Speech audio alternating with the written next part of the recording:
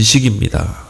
그래서 오늘 본문에서 안식이라는 단어가 한 8번 정도 이렇게 나오고 있습니다.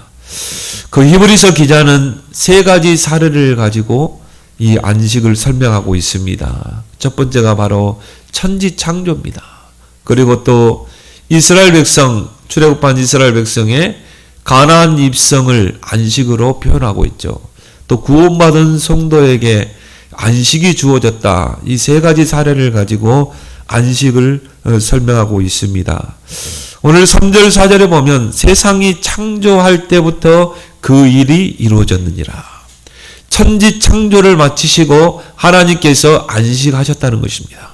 창세기 2장 2절에 보면 하나님이 그가 하시던 일을 모든 일 곧 창조 사역을 마치시고 7째 날에 안식하시니라. 바로 천지 창조를 완성하시고 이 하나님께서 이제 이 안식을 가지시고 또 그 날을 안식일로 제정을 하셨죠. 그 안식일이 예수님의 부활과 함께 우리는 주일로 섬기고 있습니다. 그래서 우리가 주일이 곧 안식일입니다.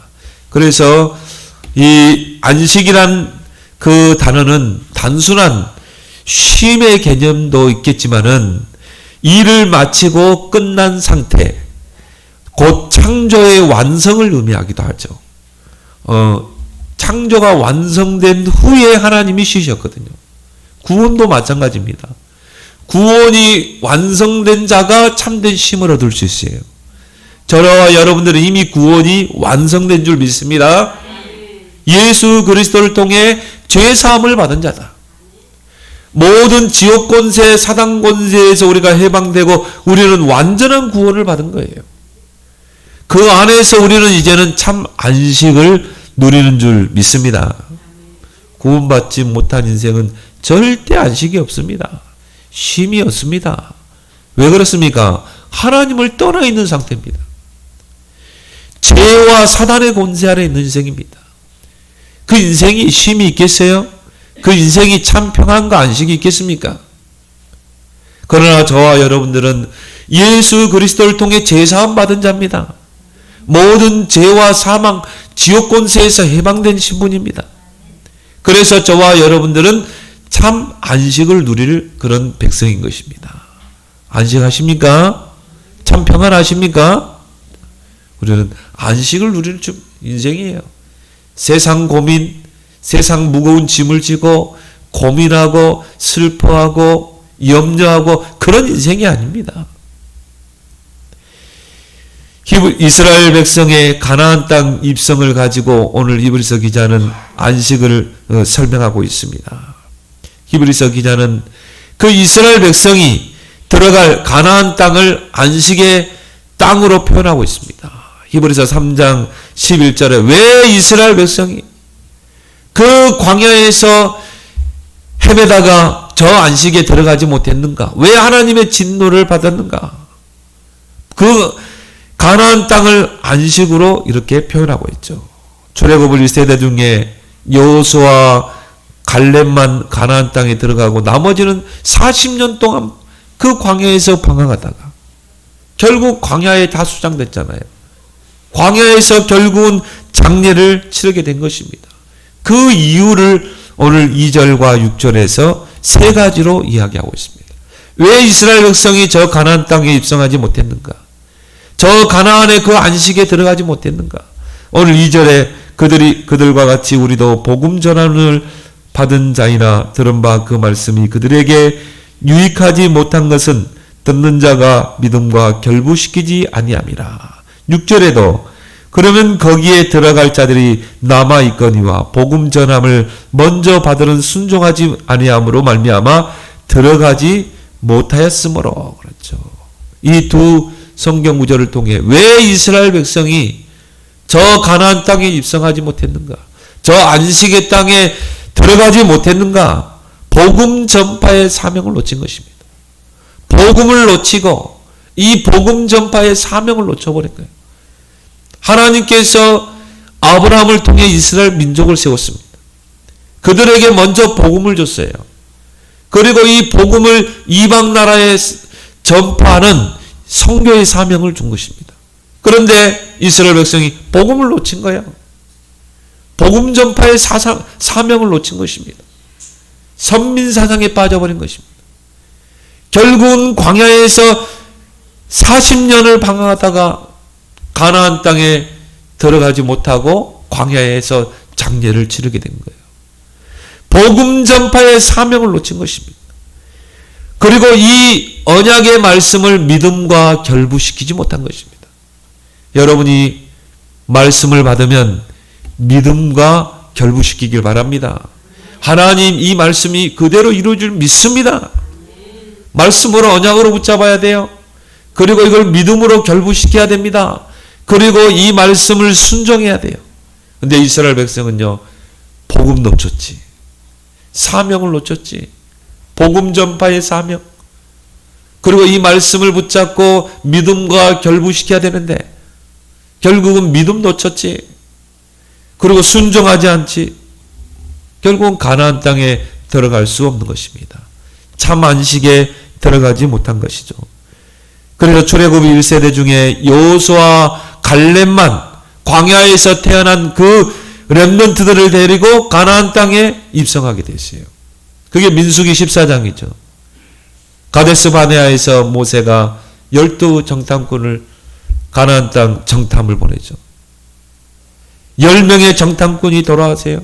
보고를 합니다. 저 가나안 땅은 우리가 약속하신 대로, 하나님이 약속하신 대로 정말 풍부한 땅이었다. 그러나 저들 땅에는 거인들이 있어서 우리가 들어가면 다 몰살당한다. 우리는 메뚜기와 같다. 불신앙을 했어요. 전 백성이 그 보고를 듣고 하나님 앞에 원망하고 불평하고 다시 애굽으로 돌아가자. 하나님의 그 약속의 땅 가나안의 그 복음을 놓친 것입니다. 그 가나안 땅은 어떤 땅입니까? 복음 전파가 이루어질 땅 아닙니까? 그 언약을 놓치고 그걸 믿음과 결부시키지 못한 것입니다. 순종하지 않는 것입니다. 근데 여호수아 갈렙은 어떻게 했어요? 저 땅의 거인들은 거대하지만 저들은 우리의 밥이다. 하나님이 40년 전에 말씀하지 않았냐? 우리가 그 말씀을 붙잡고 지금까지 왔지 않냐? 그렇기 때문에 하나님이 함께 하시면 저들은 우리의 밥이다. 그 언약의 말씀을 40년 동안 붙잡고 온 거예요. 그리고 믿음과 결부시킨 것입니다. 그리고 순종한 것입니다. 갈렙도 마찬가지죠. 그 안악산지를 앞에 두고요. 그 갈렙이 저 산지를 내게 주십시오. 85년 전에 내가 이미 하나님께 언약을 붙잡았다. 지금까지 그 언약을 붙잡고 내가 광야를 지나왔다. 그때나 지금이나 여전하다. 저 산지를 내게 주십시오. 여러분이 하나님의 말씀을 받으면 이걸 언약으로 붙잡고 믿음과 결부시키길 바랍니다. 하나님 이 말씀이 나의 하는 일 속에 응답될 줄 믿습니다. 이 사람에게 가나안의 축복, 참된 안식이 임하는 것입니다. 근데 이스라엘 백성은 어떻게 했습니까? 그 언약을 놓치고 믿음을 결부시키지 못하고 문제를 만나고 위기를 만나면 하나님 원망하고 불평하고 애굽으로 다시 돌아가자. 하나님을 10번이나 시험했어요. 그래서 그 광야길은 하나님의 진노의 길이 됐습니다. 하나님이 계속 진노를 하십니다. 하나님을 시험 들게 했다니까요. 그러면서 이브리서 기자는 구원받은 성도를 가지고 안식을 설명하고 있습니다. 성도는 구원과 함께 이미 안식에 들어간 줄 믿습니다. 왜? 예수 그리스도께서 십자가에서 구원을 완성하셨어요. 그 완성된 구원을 우리에게 주신 것입니다. 그래서 우리가 구원받을 때 이미 우리는 안식에 들어온 거예요. 또한 구원받은 성도가 죽어서 가는 곳이 바로 안식의 초소, 영원한 안식처, 천국인 것입니다. 천국은 영원한 안식처예요. 세상의 모든 수고를 다 내려놓고 영원한 안식 속에 들어가는 게 바로 천국인 것입니다. 요한계시록 21장 4절에 모든 눈물을 그 눈에서 닦아주시니 다시는 사망이 없고 애통하는 것이나 고가는 것이나 아픈 것이 다시 있지 아니하리니 처음 것들이 다 지나갔습니다. 우리는 이제 이미 구원과 함께 우리는 이미 안식 속에 들어온 줄 믿습니다. 그리고 우리가 죽어서 가는 저 천국은 영원한 안식처인 것입니다. 그래서 오늘 3절에 이미 믿는 우리들은 저 안식에 들어가는도다. 이미 우리는 예수 그리스도를 통해 구원받았기 때문에 우리는 이미 그 하나님의 안식 속에 들어와 있는 것입니다. 그런데 왜 우리가 염려합니까? 왜 인생 광야길에서 불평하고 옴령합니까? 이미 우리는 하나님의 안식 속에 들어왔는데, 그리고 우리에게는 영원한 안식처가 보장되어 있는데, 9절에 보니까 그런즉 안식할 때가 하나님의 백성에게 남아있도다. 이미 우리는 안식에 들어와 있고 또 우리에게 이미 안식이 남아있는 것입니다. 우리가 죽어서 가는 영원한 안식처가 우리에게 남겨져 있는 것입니다. 그러면서 오늘 10절에 보면은 이미 그의 안식에 들어간 자는, 그렇죠, 하나님이 자기의 일을 쉬심과 같이 그도 자기의 일을 쉬느니라. 예수 믿고 죽은 자들은 이미 안식에 들어가 있는 거예요. 영원한 천국의 안식처에 들어가 있고 하나님이 자기의 일을 쉬심 같이, 천지를 창조하시고 안식하심 같이 그들도 자기의 일을 쉬느니라. 세상의 모든 수고를 쉬고 참된 쉼과 안식 속에 들어가 있는 줄 믿습니다. 그래서 히브리서 기자는 뭘 말합니까? 오늘 11절에 그러므로 우리가 저 안식에 들어가기를 힘쓸지니, 이 성경 구절을 가지고요 많은 논란이 있었어요. 그럼 우리가 안식을, 저 영원한 안식을 얻기 위해서 우리가 노력해야 되는가? 여기에서 이제 알미니안주의가 나옵니다. 구원이라는 것은 예수 그리스도를 믿고 또 우리가 노력해야지 들어가는 거다. 안식이라는 것이 그냥 주어지는 게 아니다. 우리가 힘써야 된다. 저 천국은 침노하는 자에게 주어지는 것이다. 그게 아니라 이미 여러분들은 그리스도 안에서 구원을 받고 그 그리스도 안에 안식 속에 들어온 줄 믿습니다. 뭐 힘쓰라는 말은 뭡니까? 우리가 광야길을 갈 때 어떻게 해야 돼요? 언약을 굳게 붙잡으라는 것입니다. 그걸 믿음과 결부시키라는 것입니다. 그리고 그 말씀에 순종하라는 것입니다. 오늘 이 본문을 통해서 어떻게 우리는 참 안식을 누릴 것인가? 어떻게 참 안식 속으로 들어갈 수 있을까? 오늘 그 답을 여러분들이 찾아내길 바랍니다. 그 첫 번째가 뭡니까? 큰 대제사장 그리스도 안에서 참 안식을 누려라. 오늘 14절에 그러므로 우리에게 큰 대제사장이 계시니 승천하신 이 곧 하나님의 아들 예수시라. 우리가 믿는 도리를 굳게 잡을지어다. 우리에게 참 안식을 주실 분은 오직 예수 그리스도 뿐입니다. 예수님만이 우리에게 안식을 주셨어요. 왜 그렇습니까? 예수 그리스도는 큰 대제사장이시기 때문인 것입니다.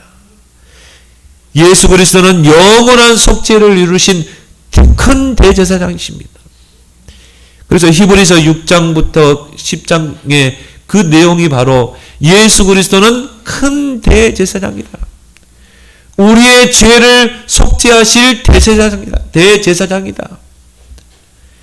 그래서 예수님께서 자신이 속죄 제물이 되셨습니다. 또한 자신이 직접 대제사장의 그 직분을 감당하셨어요. 히브리서 9장 26절에 단번에 속죄를 이루사, 예수님이 십자가 지심으로 단번에 속죄함을 받게 된 것입니다. 그래서 영원한 대제사장, 영원한 중보자이심을 믿습니다. 히브리서의 주제가 바로 그겁니다. 예수 그리스도의 완전성, 완전한 구원자이시다. 완전한 속죄를 이루시는 분이다. 우리에게 영원한 안식을 주실 분이다. 이게 바로 히브리서의 그 대주제인 것입니다. 오늘 14절에 보니까 승천하신 하나님의 아들 예수시라.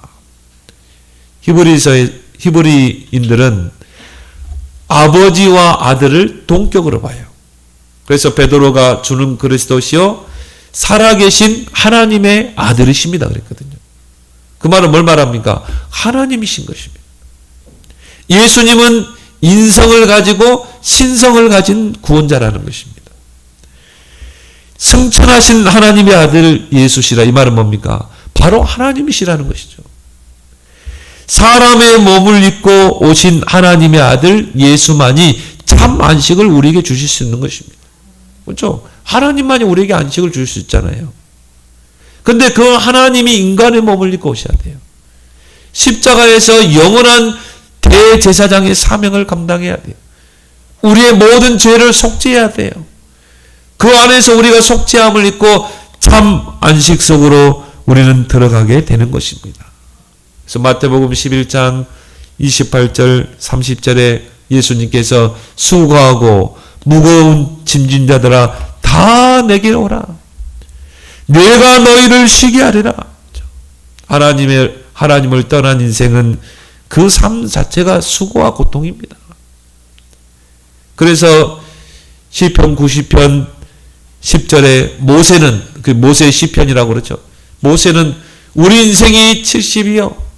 강건하면 80이 인생인데 그 인생이 수고와 슬픔뿐이다. 그 인생이 수고와 고통뿐이다. 하나님 떠난 인생의 삶 자체는요. 그 자체가 고통입니다.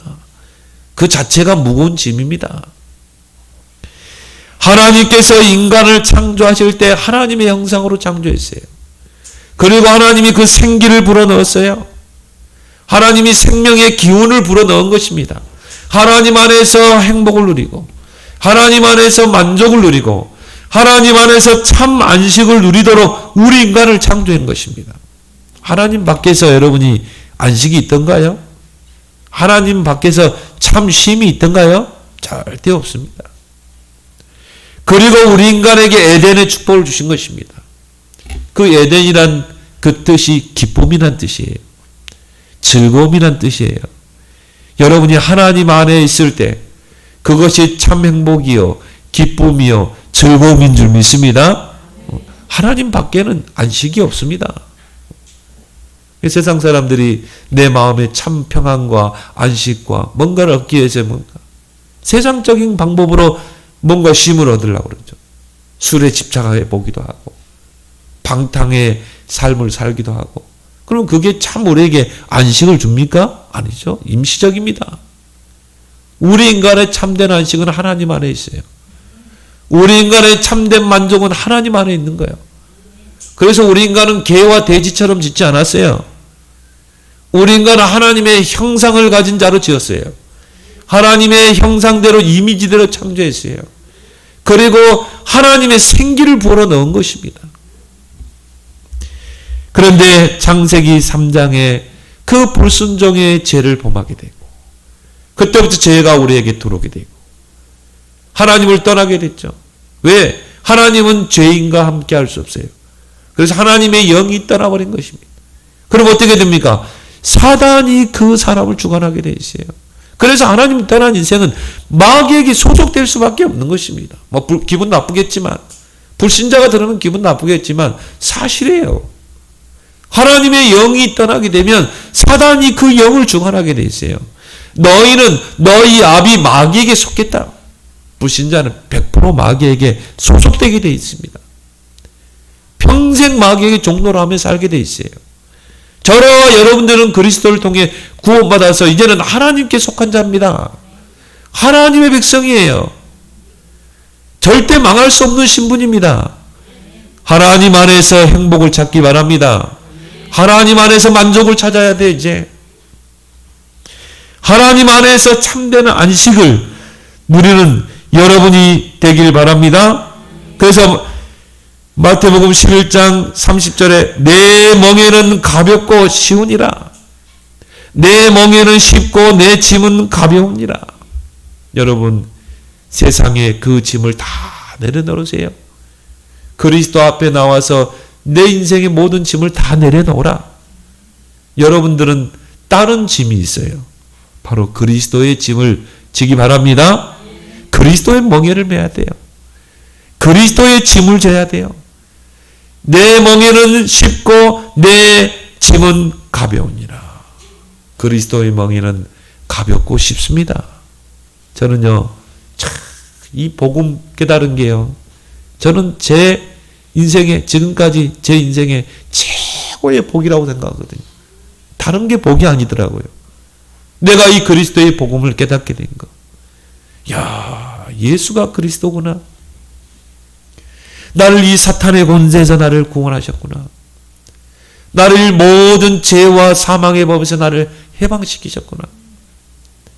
내가 죽어서 그 죄의 짐을 지고 저 지옥의 불못에 떨어져야 되는데 그 지옥 권세를 깨뜨리시고 나를 하나님의 자녀로 삼으셨구나. 나는 그때부터 내 마음에 평안이 왔거든요. 그 전에는요, 참 세상이 이렇게 힘들구나. 앞으로 살아갈 그 날들이 너무 힘들게 느껴지더라니까요. 나는 이렇게 부부들을 보면서요, 야, 굳이 저렇게 결혼할 필요가 있겠나. 결혼해가지고 또 거기다 또 얘까지 딸려 나와가지고는요, 서로 싸우고 결국 헤어지는 거야. 또. 헤어져가지고는 결국 그 자녀들은 어떻게 됩니까? 저 TV에서 부부 상담하는 거 보니까요, 야, 되도록이면 좀 이해하고 살아야 되겠더라고요. 그 자녀들이 불쌍하잖아요. 엄마 아빠가 헤어져 버려. 그러니까 부모를 잘못 만나가지고 헤어져가지고 어릴 때부터 그 상처가 있고. 그래서 여러분이 조금 힘들어도 정말 자녀를 위해서라도 살길 바랍니다. 여러분 통해 또 불신자 남편이 복음화되고. 저는 그걸 보면서 굳이 저렇게 결혼할 필요가 있겠냐. 저렇게 싸우고 저렇게 이혼하고 저렇게 평생을 사는데 요즘 또 황혼 이혼자들이 많대요. 그렇게 나이 늙어가지고 또 이혼한대. 저렇게 굳이 가정을 이룰 필요 있겠는가. 그래서 오히려 그냥 혼자 사는 게 편하겠다. 근데 제가 이 그리스도의 복음을 깨닫고 나면서요, 야, 그래, 이 가정 제도는 하나님이 세운 제도구나. 하나님의 축복의 통로구나. 하나님이 세계 복음화의 언약을 이루는 귀한 축복의 통로가 저 가정이구나. 그때부터 이 가정이 소중해지는 거 있죠. 그때부터 이 자녀들이 귀하게 보이는 거 있죠. 내 멍에는 쉽고 가벼우니라. 여러분, 세상 짐을 다 내려놓으시길 바랍니다. 남편의 짐, 자녀의 짐, 질병의 짐, 경제의 짐, 얼마나 많습니까? 하나님 떠난 인생은 그거 다 지고 가야 돼요. 그 무거운 짐을 지고 시즈프 그 신화에 나오는 것처럼 그 산을, 그 바위를 지고요, 바위를 굴리고 또 무거운 짐을 지고 그 산을 올라가야 돼. 얼마나 힘듭니까? 근데 1m만 남겨놓고요, 정상까지 올라가는데 또 바위가 굴러가지고 쭉 밑으로 또 다시 내려가서 그 무거운 바위를 또 굴리고 또 산으로 올라가는 거예요. 그게 하나님 떠난 인생입니다. 하나님 떠난 인생은 모든 게 짐이라니까요. 사는 자체가 짐입니다. 인생 사는 게 수고와 고통뿐이라. 수고하고 무거운 짐자들아 다 내게로 오라. 내가 너희를 쉬게 하리라. 내가 너에게 안식을 주리라. 내가 너에게 메어주는 그 멍에는 쉽고 내 짐은 가벼우니라.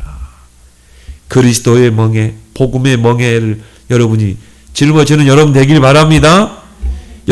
그리스도 앞에 다 나와서 내 짐을 내려놔야 돼요.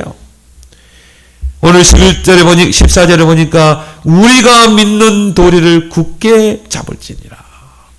이 복음을 굳게 붙잡아라. 복음 붙잡지 않으면 절대 이 세상에서는 안식이 없습니다. 복음 놓치면 절대 흑암을 이길 수가 없습니다. 우리가 믿는 도리를 굳게 잡을지어다. 뭡니까? 복음을 굳게 붙잡으라는 것입니다. 우리가 시작할 때 붙잡은 그 복음, 이스라엘 백성이 출애굽할 때 붙잡은 그 언약, 끝까지 붙잡고 가야 되는데 결국 여호수아와 갈렙만 들어갔다니까요. 그 언약을 40년 동안 붙잡고 광야를 지나온 것입니다. 그렇게 해서 여호수아와 갈렙만 출애굽 1세대 중에 가나안 땅에 그 안식에 들어간 것입니다. 히브리서 기자는 그 가나안을 안식으로 표현하고 있는 것입니다. 오늘 어린이 주일입니다.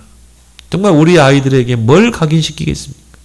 어릴 때 무엇이 들어가 각인되고 뿌리내려 따라서요. 그게 모든 걸 좌우합니다.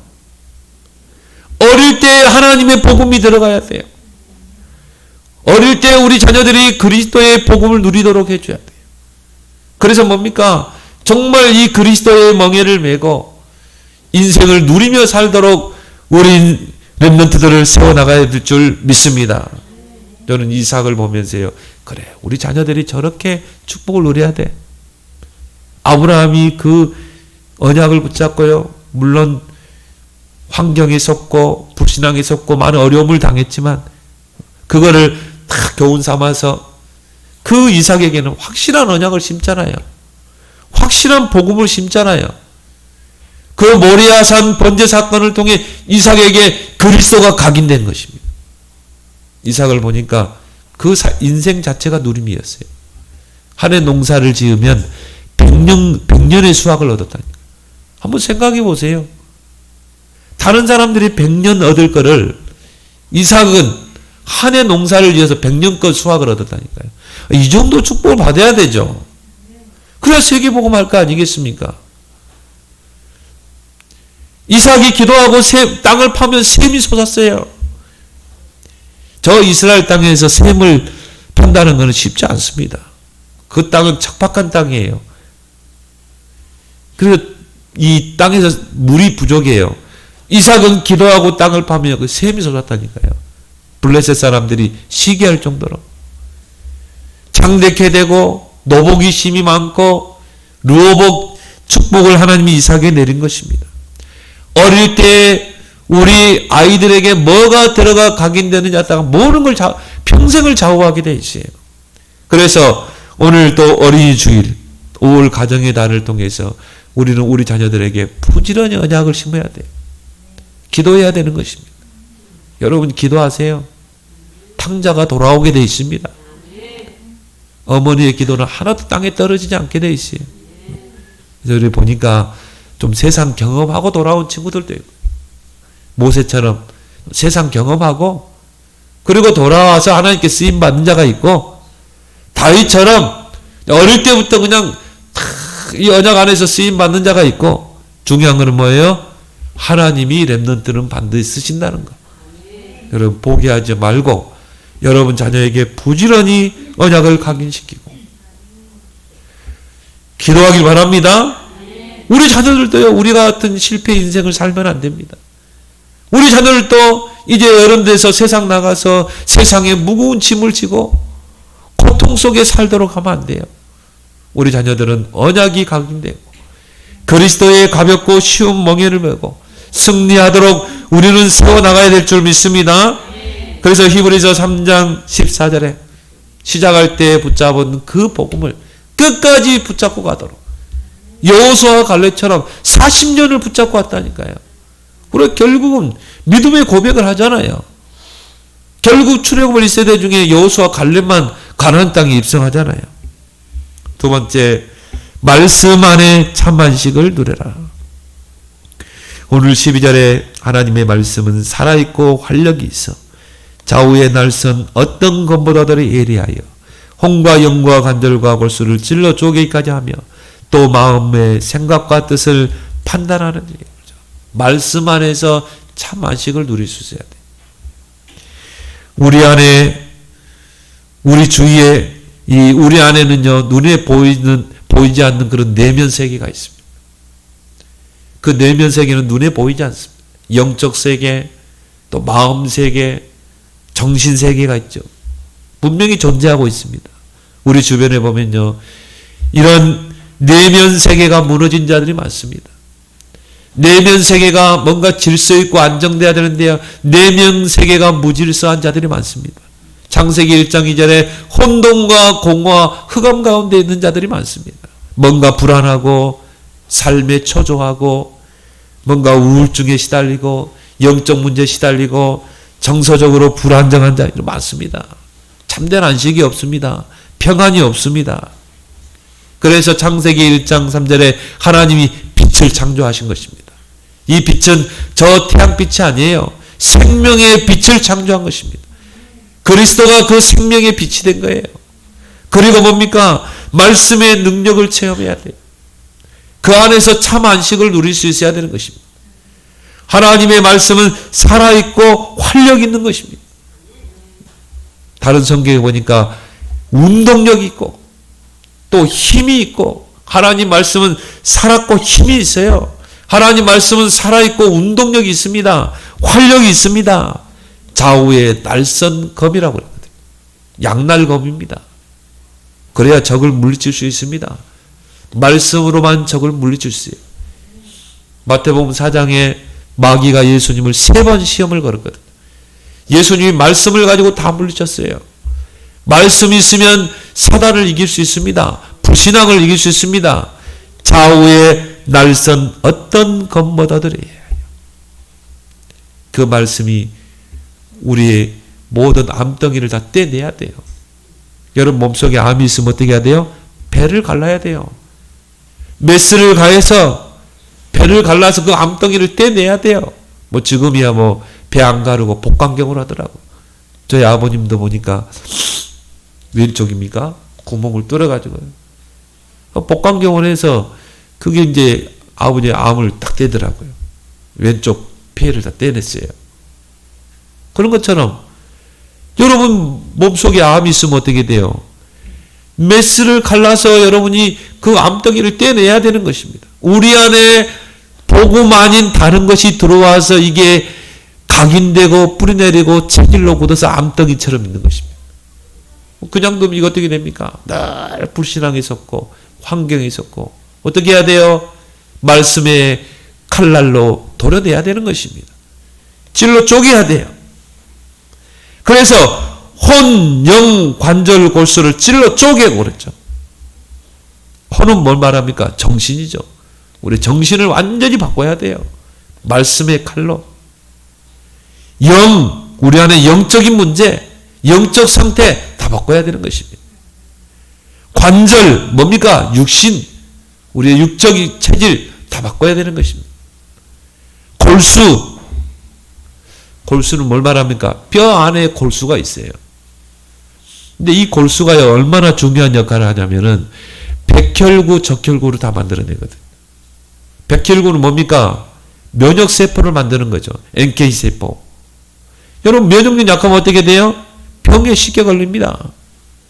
그럼 모든 암세포, 모든 병을 이길 수 있는 게 바로 이 면역세포거든요. 이게 골수에서 만들어낸다니까요. 그래서 여러분이요, 막 이 뼈를 튼튼하게 해야 돼요. 뼈에 건강한 음식도 먹어야 되고 운동도 해야 되는 이유가 그거예요. 골수가 약하면 어떻게 됩니까?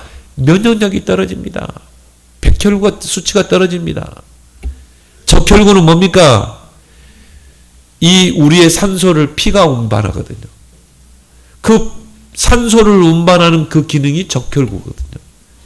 이게 백혈구, 적혈구가 기능을 못하면 병이 걸리는 것입니다.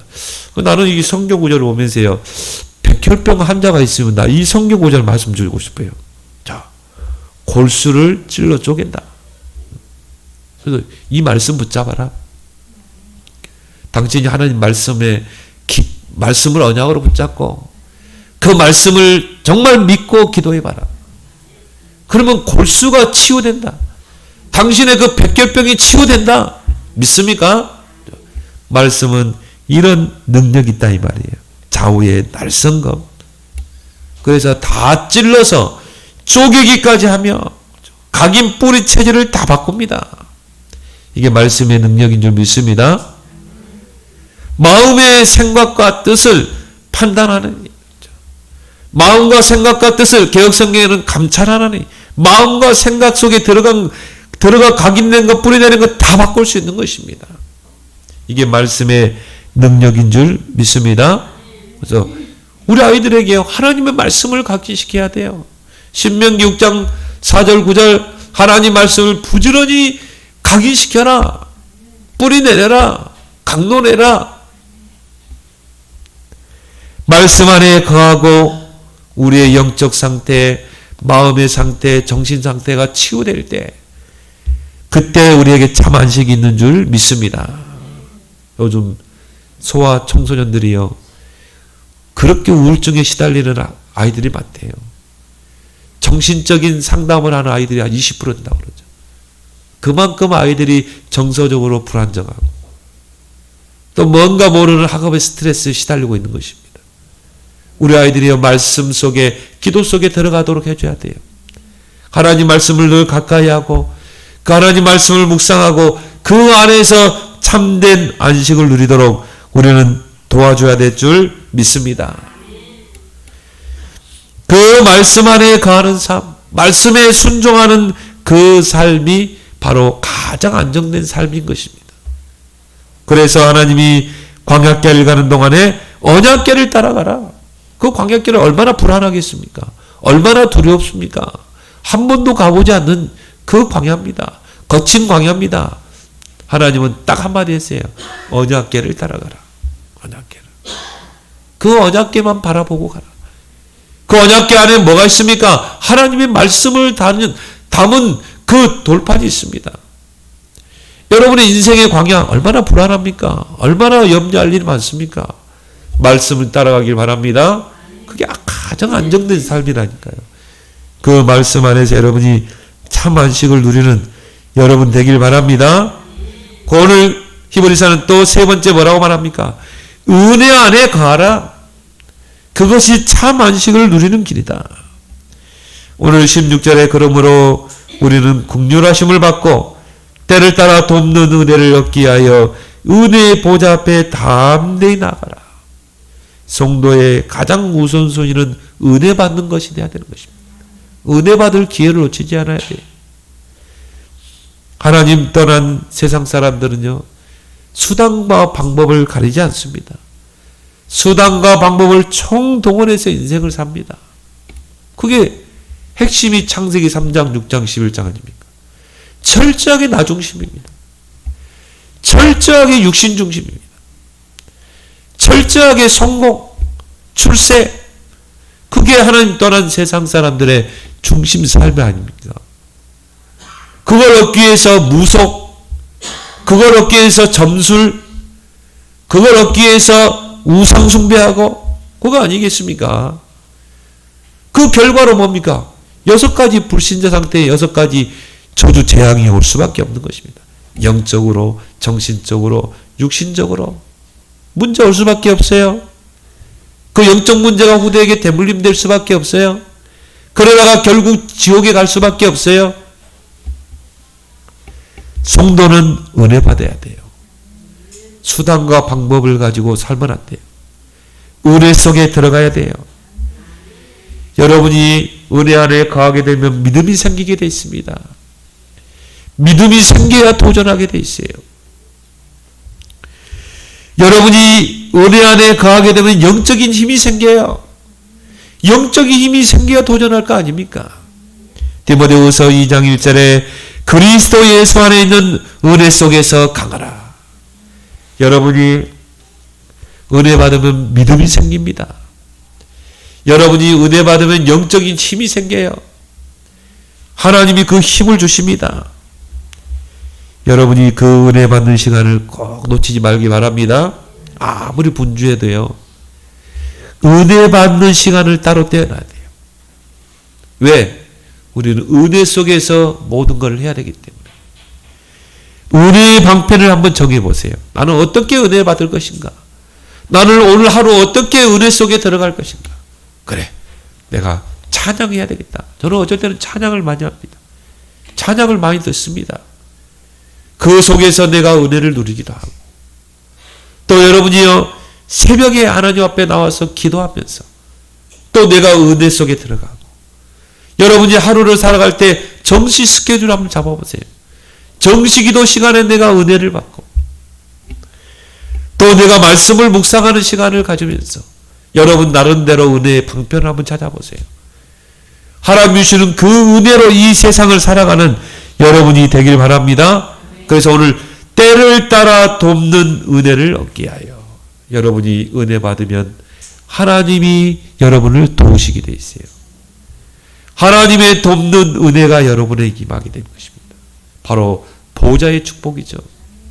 시공간을 초월하는 하나님의 역사죠. 237의 빛이죠. 여러분이 가장 우선순위에 이 은혜 받는 것을 두라. 은혜 받는 그 자리를 양보하지 말라. 은혜의 보좌 앞에 담대히 나아가라. 그래서 여러분이 오늘 세 가지를 통해서 참된 안식을 누리는 여러분 되기를 예수 그리스도로 축원합니다. 하나님 아버지, 우리에게 구원과 함께 참 안식을 주신 것 고맙고 감사드립니다. 이제 우리의 인생의 큰 대제사장 그리스도 안에서 참 안식을 누리고 말씀 속에서 은혜 속에서 하나님의 큰 안식을 누리는 참 쉼을 얻는 참 누림을 갖는 저들의 생이 되도록 축복해 주옵소서. 예수 그리스도 이름으로 기도드리옵나이다. 아멘.